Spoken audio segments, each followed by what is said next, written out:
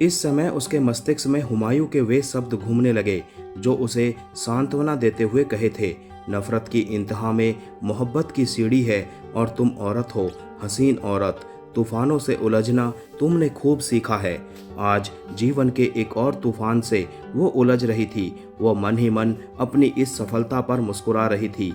आनंद, जो कुछ समय पहले उसके प्राण लेने की सोच रहा था, अब भंवरा बनकर उसके इर्द गिर्द मंडराएगा। प्रेम की दुनिया से दूर बेला फिर से घमंड के नशे में डूब गई। आनंद का झुकाव पुरुष की निर्बलता ही तो थी। वो उसके प्रेम का अनुमान न लगा सकी, उसे किसी तराजू में न तोल सकी। आहट हुई और बेला ने फिर झुककर बाहर देखना आरंभ कर दिया। आनंद ने मुस्कुराकर खिड़की बंद कर दी और बोला, पानी से भीगी जा रही हो, होश नहीं।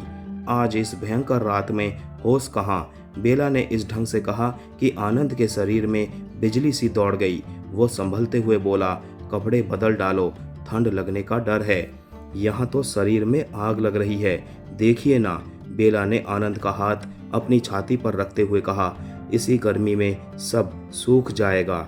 आनंद ने अनुभव किया, बेला का शरीर दहक रहा था। उसकी आंखों की लालिमा से प्रतीत होता था मानो उसने पी रखी हो। बेला उन्माद भरी आंखों से उसे देखे जा रही थी। आनंद ने बच्चों की भांति उसे थपथपाते हुए कहा, बालक ना बनो और ये गीले कपड़े उतार दो। मेरे पास तो यही एक जोड़ा है। तो क्या सामान? बस अकेली जान। अपने साथ और कुछ भी तो नहीं लाई सिवाय एक। कहते कहते वो रुक गई। क्या? आनंद ने झट से पूछा। एक दिल के।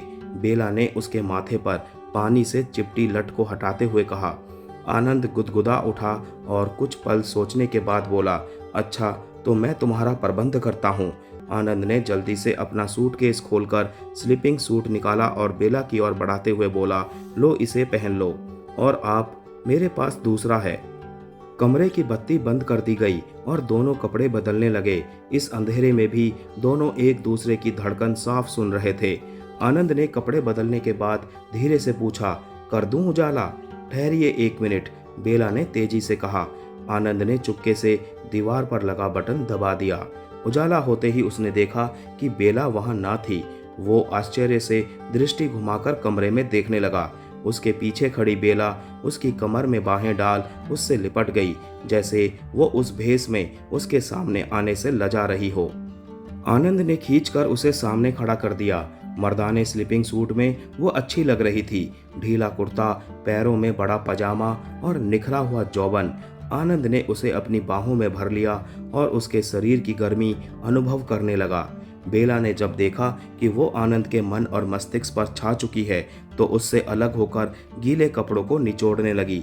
आनंद बरामदे में जा ठहरा और सामने फैली झील को देखने लगा। बरसात पहले से कम हो गई थी, परंतु आकाश पर छाई घटाएं अभी तक अपने सीने में तूफान छिपाए थी। जब उसने दोबारा कमरे में प्रवेश किया तो बेला आनंद का बिस्तर बिछा रही थी। उसने मुस्कुराकर आनंद का स्वागत किया। आनंद ने समीप आकर पूछा, परंतु तुम्हारा क्या होगा? क्यों? बिस्तर एक और सोने वाले दो। तो क्या हुआ? एक रात ही तो है, आप सो जाइए, मैं आपके सिरहाने बैठकर रात बिता लूंगी। ये कैसे हो सकता है? बिस्तर आधा आधा बांट लेते हैं। वाह! क्या लिहाफ के भी दो टुकड़े कीजिएगा? नहीं तो? परंतु? परंतु क्या? आधी रात आप आराम कर लें, आधी रात मैं कर लूंगी, हिसाब बराबर रहेगा। आनंद हंसने लगा। बेला ने भी उसका साथ दिया। आज बड़े समय बाद दोनों एक साथ खुलकर हंसे थे। रात का अंधकार बढ़ता गया। बत्ती बंद करने पर कमरे में भी कालिमा का राज्य हो गया। बाहर तेज हवा चल रही थी। बादल कभी कभी इतनी जोर से गरजते कि बेला डर से कांप उठती। वह बिस्तर पर किनारे बैठी आनंद के बालों को सहलाती रही, जो अर्ध निद्रा में लेटा हुआ आनंद ले रहा था। वो जानता था कि बेला बैठी नींद को आंखों से दूर करने के प्रयत्न में है, फिर भी वो लेटा देखता रहा कि कब तक वो ऐसे ही बैठी रहेगी। कुछ समय बाद आनंद की अटैची से पाउडर निकालकर वो धीरे धीरे उसकी पीठ पर मलने लगी। आनंद के शरीर में एक गुदगुदी सी होने लगी। उसे लगा जैसे कोई नन्हा बालक अपने नन्हे नन्हे नर्म होठों से उसके शरीर पर प्यार के चिन्ह अंकित कर रहा हो। कभी कभी अनजाने में आनंद उसका हाथ रोक लेता और उठाकर अपने बेचैन हृदय पर फेरने लगता। बेला ने धीरे धीरे अपने पांव उठाकर बिस्तर पर रख लिए और आनंद ने ठंड से बचने के लिए उन्हें लिहाफ में कर लिया। दिन भर की थकी मांदी बेला झुककर कंधे का सहारा लेकर आराम करने लगी। जैसे ही उसके जलते हुए होठ आनंद के कंधे पर लगे, उसके शरीर में बिजली की लहर सी दौड़ गई। लिहाफ में लिपटी बेला के मन की धड़कन उसके कानों में एक मधुर तान भर रही थी। बिजली की चमक, बादल की गरज, बरसात की बौछार कमरे की खिड़की और दीवारों से टकराकर रह जाती। दोनों को इसकी कोई सुध न थी। उनके मन का तूफान इससे कहीं अधिक बढ़कर था। ठंड बढ़ती गई और बेला धीरे धीरे पांव फैलाती लिहाफ में गुम होती गई। दोनों एक दूसरे के और समीप होते गए। दोनों की धड़कनों ने एक दूसरे को समझना शुरू कर दिया। बाहर बिजली चमकी और साथ ही जोर का धमाका हुआ। बेला डर से आनंद से लिपट गई। ना जाने दोनों कब तक एक दूसरे के दिल की धड़कनें अनुभव करते रहे। पानी की बौछार और तेज हवा शोर मचाते रहे। छत पर पानी पत्थर से गिरने की ध्वनि करता रहा।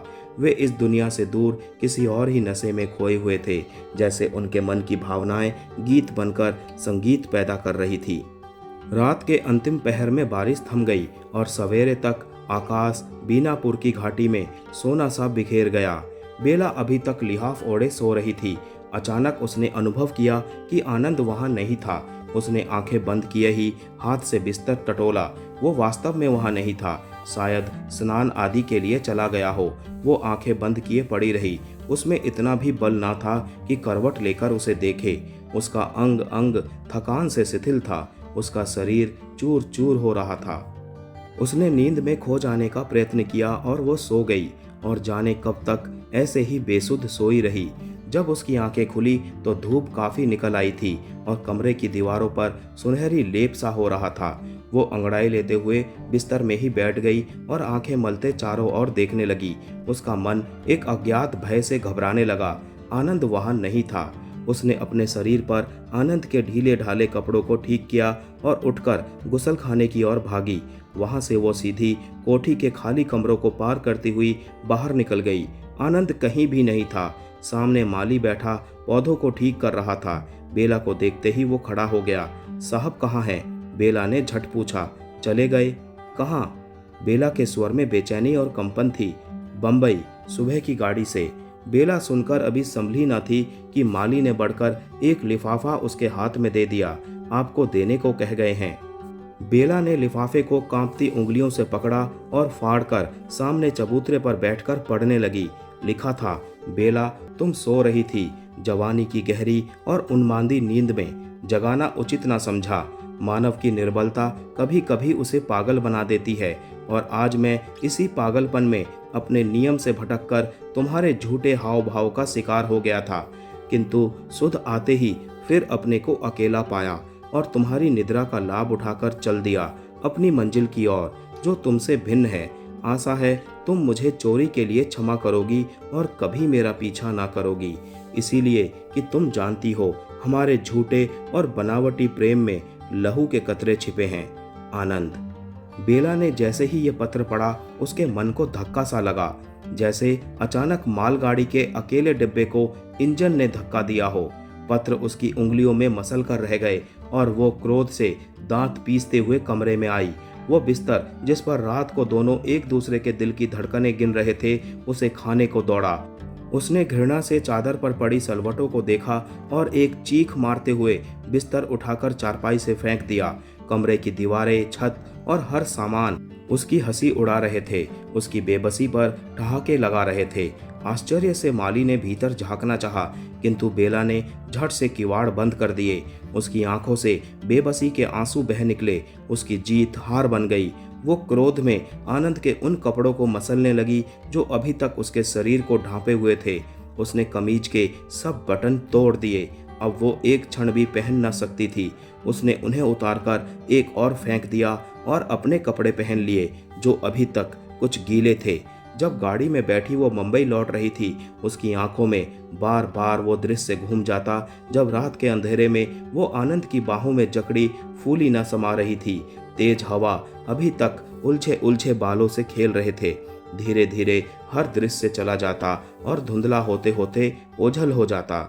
गाड़ी सबको छोड़कर आगे बढ़ जाती थी, पर बेला के मन पर लगी चोट ना गई और ना उसकी पीड़ा कम हुई, बल्कि जैसे जैसे वो बीनापुर से दूर होती गई उसकी बेचैनी बढ़ती गई। रो रो कर उसकी आंखें सूज गई थी। आज का घाव शायद उसके जीवन का पहला और अनोखा घाव था।